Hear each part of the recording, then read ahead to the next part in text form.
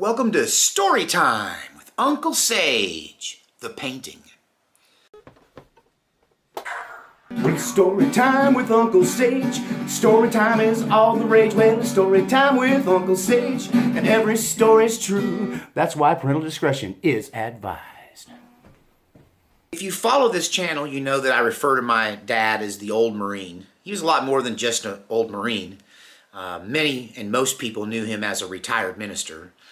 30 years of ministry, which came after the Marine Corps. And I talked about how I call him the old Marine because the ways of the Marines stuck with him in life like no other thing.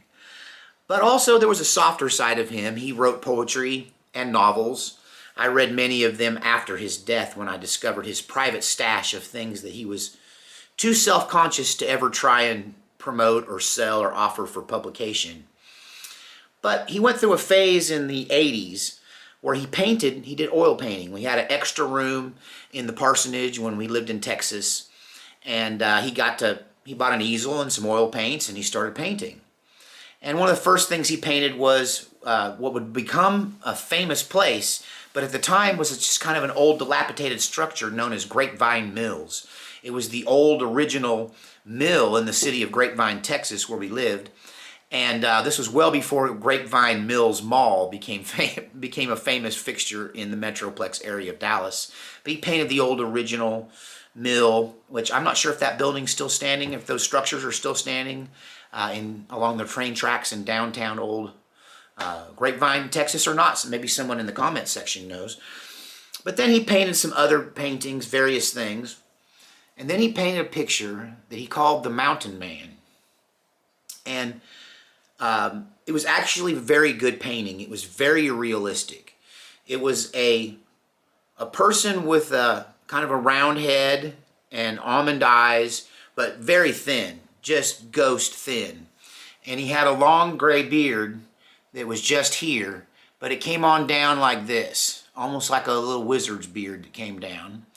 And he had a hat that looks kind of like the one that I wear all the time. I wear quite a bit. Not the big cowboy hat, but the floppy wool. Well, why don't I grab it? Hang on.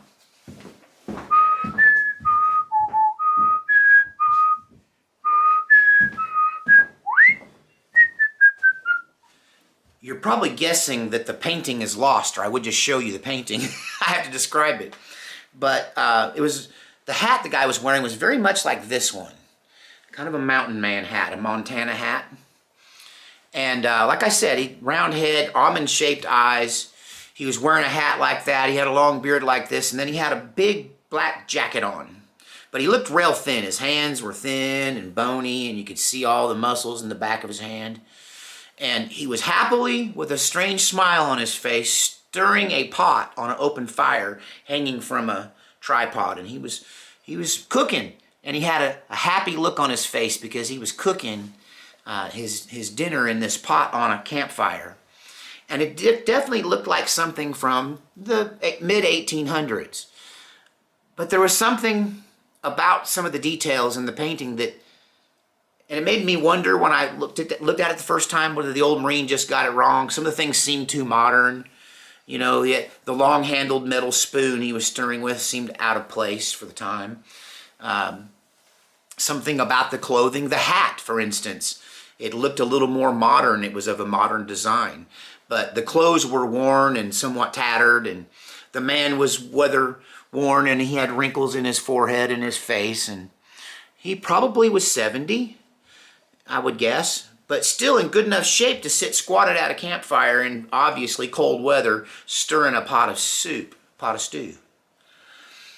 And I remember one day in the summertime, many years after he painted it, that these paintings were hanging in my sister's house, the sister that passed away. And they were hanging in her house. And I was sitting staring at this mountain man painting, and the man that painted it sitting there. And I don't know, me, I get inquisitive sometimes, and I'm curious about everything. And I start asking him questions about who is the man. I said, "Hey, Dad, is that you in the painting? Who is that?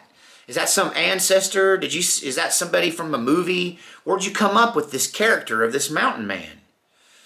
And he just smiled this crap-eating grin smile that only he could smile, where he tucked his chin in like this. I look a little bit like him, but I'm much lighter color than him. But he was kind of a brown man. But he'd put his head back like this, and he'd look at you like this and go, like he knew something you didn't know. And so he gave me that look like he knew something I didn't know. And that always would tick me off, and it would increase my curiosity and irritate me and make me want to dig deeper when he would do that to me. So I'm like, okay, well, where'd the guy come from? And that's it. He wouldn't answer me. And this is the thing about the old Marine. He was the opposite of me when it came to talking. In fact, I blame my ability to speak freely on him because he would carry his end of the conversation, and we were alone so much fishing and hunting and doing church work that if I didn't talk, nobody talked. So, and I had to learn how to draw him in to the conversation. That's why I'm a fairly good interviewer, because I can get you to talk to me. So I'm the inquisitor now, and I'm like, okay, tell me, who is the old man? So is it you? Is this a future thing of you? You know, did you see this from a picture? And finally, I said, is it you? And he goes, it's not me. And I said, well, because it doesn't look like you. One thing, he's a lot lighter skinned than you, and the head shape's kind of the same. But you know, my dad had enough of what we thought was Indian blood, but for whatever reason, his ethnicity would not allow him to grow a decent beard. So I grew a better beard at 20 than he could in his 40s. And I still can't grow a beard on the sides. That's why you'll always only see this, because this is like patchy out here. I'll never have a good beard, full face beard, just a chin beard. But at any rate, I keep pushing him, and I'm asking him, you know, who is the man? Because I know that he knows that he based this on someone. And he looks me in the eye, and he gets dead serious, and he goes, it's you. And I looked at the picture, and I looked back at him, and I looked at the picture, and I said, there's no way that's me.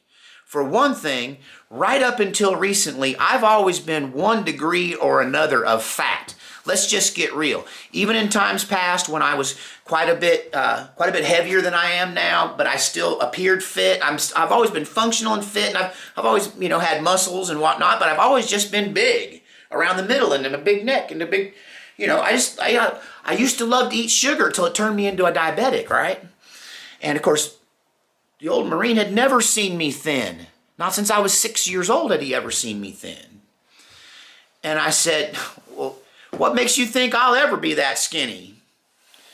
And he said, well, people change. And I said, so you think I'm going to get skinny someday, huh? And he just gave me that grin again. Like he knew something I didn't know.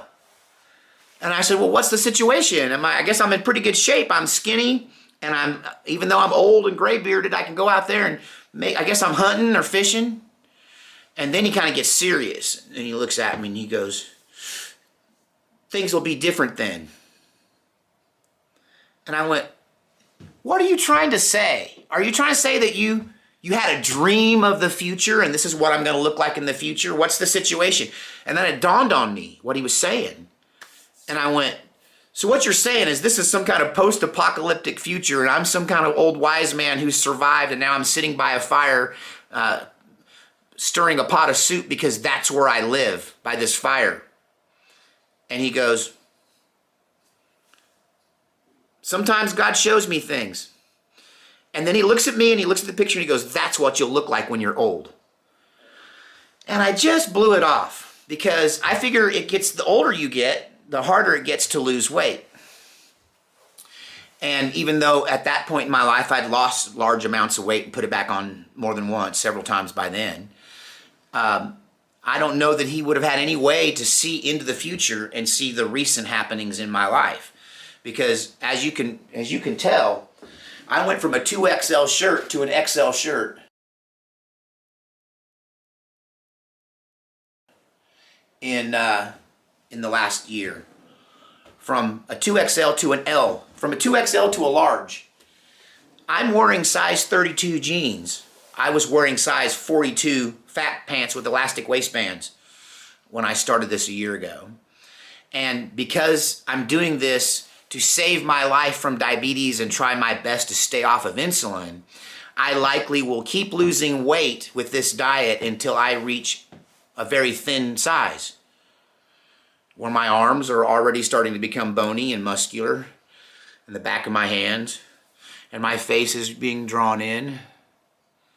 Did my dad, the old Marine, see the future? A future where I'm some kind of traveling sage surviving by hiding in the wilderness?